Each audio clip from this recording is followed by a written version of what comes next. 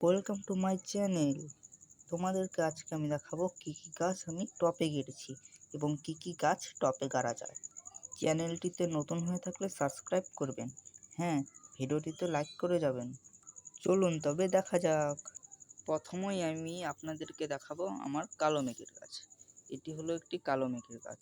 হ্যাঁ, এখানে একটি নয়, অনেক আছে। এই কালো মেঘের গাছগুলো আমি ছোট থেকে বিচি থেকে তৈরি করেছি এবং কি এইটা গামলাটার মধ্যে গেড়ে দিয়েছি এবং হ্যাঁ, এটার মধ্যেও বিচি হয়ে গেছে, দেখতেই পাচ্ছেন। চলুন মাটি তৈরির পদ্ধতিটা বলে দিই।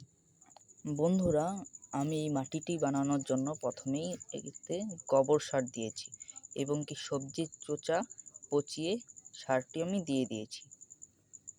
হ্যাঁ বন্ধুরা, এইভাবে আপনারাও বাড়িতে করতে পারেন এবং কি গাছটি আমি সমান পরিমাণভাবে কাটিং করে দিয়েছি, কারণ এই গাছটি প্রচুর ঝাপড়া হয়, তার জন্য আমি কাটিং করে দিয়েছি। দেখতেই পাচ্ছেন বন্ধুরা, কাটিং করে দিয়েছি। এর পরবর্তীতে এটি আমার কলকে ফুল গাছ। হ্যাঁ বন্ধুরা, আমি এটি চারা থেকে তৈরি করিনি, এটি আমি গ্রাফটিং করেছি। গ্রাফটিং করার ফলে এই গাছটি আজ এরকম। আমার গাছের চারা থেকে তৈরি করা গাছ আছে, আমি আপনাদেরকে দেখিয়ে দিব। বন্ধুরা, এই গাছটির নাম কলকি ফুল গাছ। এটির মাটিটি আমি সেম প্রসেসে করে দিয়েছি। সেম প্রসেসে বলতে গেলে গোবর সার এবং সবজির চুচো সার দিয়ে দিয়েছি এই গাছটিতে, যেন কোনো রোগ না হয় তার জন্য আমি ফিটকারি জল স্প্রে মারি। তার পরবর্তী ব্রেনোলিয়া শাক। হ্যাঁ বন্ধুরা, এটি একটি শাক, ব্রেনের উপকার, ব্রেনোলিয়া শাক। ডাম ফুটো করে ডাল কেটে কেটে বসিয়ে দিয়েছি। আমি আরও একটি ডাম ফুটো করে রেখেছি, এটার মধ্যেও গেড়ে দেব। এই গাছের মাটিতে আমি কি সার দিয়েছি সেটা আমি বলে দিচ্ছি।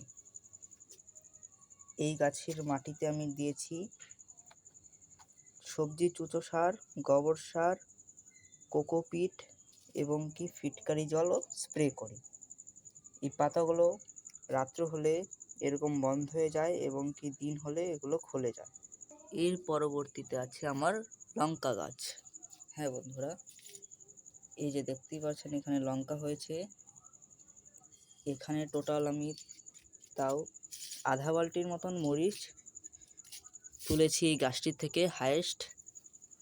মরিচগুলোর প্রচুর ঝাল, দেখতেই পাচ্ছেন বন্ধুরা গাছটি কতটা বড় হয়ে গেছে। এটিও আমি টপেই গেড়েছি, কোকোপিট দিয়েছি শুধু এবং কি ফিটকারি জলও স্প্রে করছি। পরবর্তীতে আমার কামরাঙা মরিচ গাছ।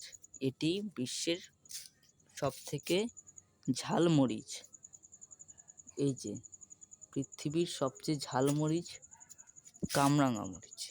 এই গাছটি আমি চারা থেকে তৈরি করার পর আমি এই প্লাস্টিকের আমি গেড়ে দিয়েছি। এগুলো আমি চারা থেকে তৈরি করেছি, অর্থাৎ বীজ থেকে তৈরি করেছি। এই গাছগুলোতেও ফুল এসে গেছে, দেখতেই পাচ্ছেন বন্ধুরা, ফুল এসে গেছে। আর হ্যাঁ বন্ধুরা, আমি বলেছিলাম এই গাছের একটি চারা দেখাবো যেটি বীজ থেকে তৈরি।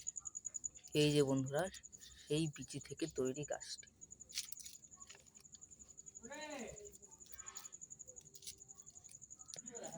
বন্ধুরা, আজকে আমি আরেকটি জিনিস দেখাবো যেটি আমি তৈরি করেছি।